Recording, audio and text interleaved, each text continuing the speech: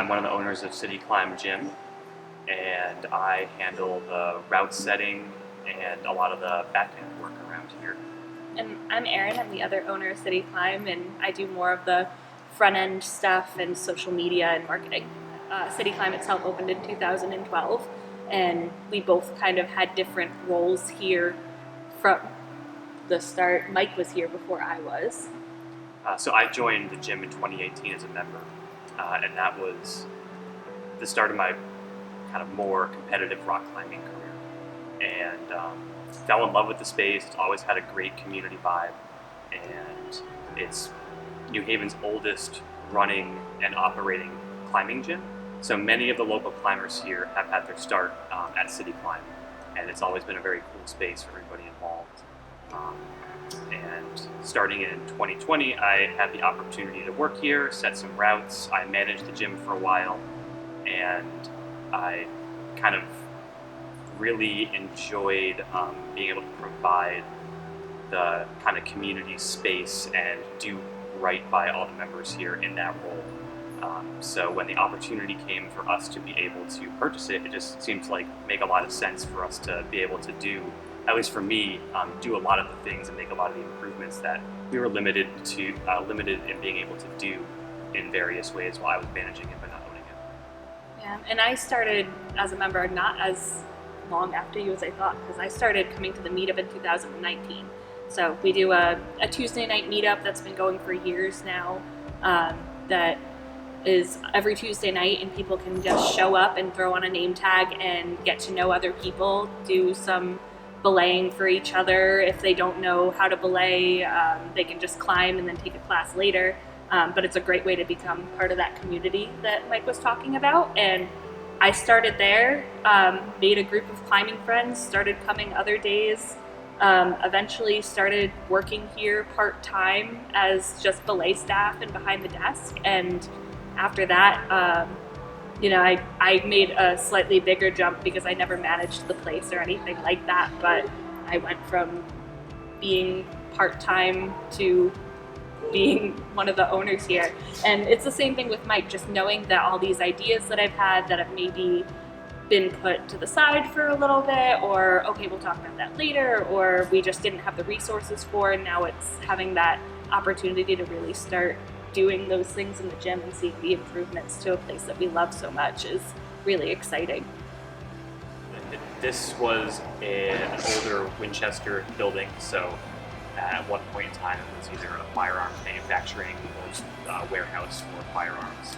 And this particular space where the gym has been a climbing gym since 2006 when it was New Haven Rock Gym. And that business was here from 2006 to 2010.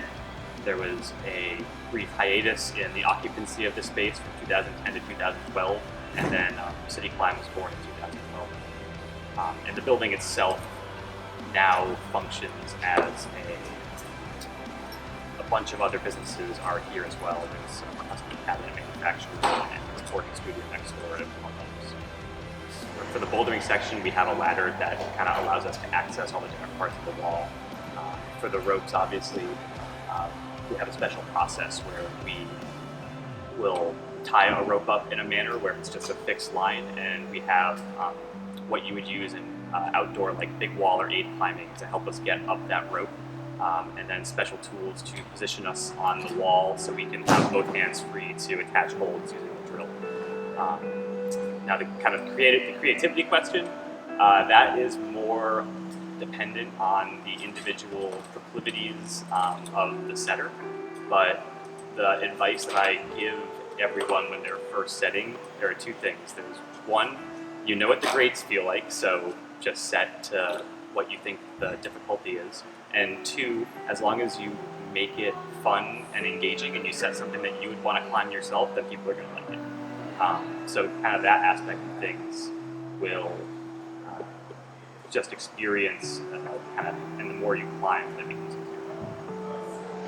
We do a lot of events, and that's the burden I've put on myself. I got a little carried away and now I can't stop myself. So we do a member appreciation night every month. We try to do something a little bit different. We've done movie nights. We've set up a grill outside of this space right here and done a cookout before.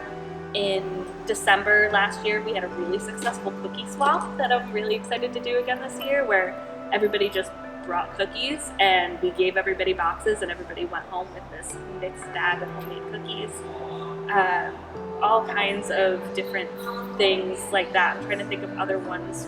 We did a Mardi Gras event here that was really cool, where we actually hung beads from the tops of the top rope climbs. So instead of people throwing them, you had to climb all the way to the top and then retrieve them. What else? I'm trying to think of other events that we've done. I mean, those are kind of the big ones. But so we do member appreciation nights, and then we also have several meetups that we do. We do an LGBTQ meetup every month here too that has proceeds that directly benefit the New Haven Pride Center, if you're familiar with them. So we've been working closely with them to do some community give back type of stuff through the gym as well. And then we have specials that come up every month. We like to celebrate all kinds of Mother's Day specials and Father's Day specials and holidays. And the most exciting one that's coming up is actually this Saturday, which is Global Climbing Day. So we're going to have a huge event here at the gym where we have all of the local businesses that we could muster come and set up tables and get to know some of the other business owners in New Haven. And we're really looking forward to that. We think it's going to be fun and get a lot of people interested in coming and climbing. Yeah. We also host a regular meetup group every Tuesday for a couple hours in the evening, and that's actually how we got involved in the gym to begin with. And we do kids' birthday parties. Like every weekend, we at least have a couple birthday parties, and we're actually looking to kind of expand that into maybe some more adult birthday parties and more kind of corporate events as well. We have a lot of those, and I think people think that those would be a fun way to diversify things here. A lot of the time we do what's called an intro to climbing class, which can either be like a small group, but can be big group events as well. The Latinos Outdoors Connecticut group came and did a really big intro to climbing class with, I think it was 40 people that came and had never climbed, but they got a grant from the North Face, I believe it was, and were able to come and do that for the first time here, and that was really exciting to see all these people get into the sport for the first time. And then,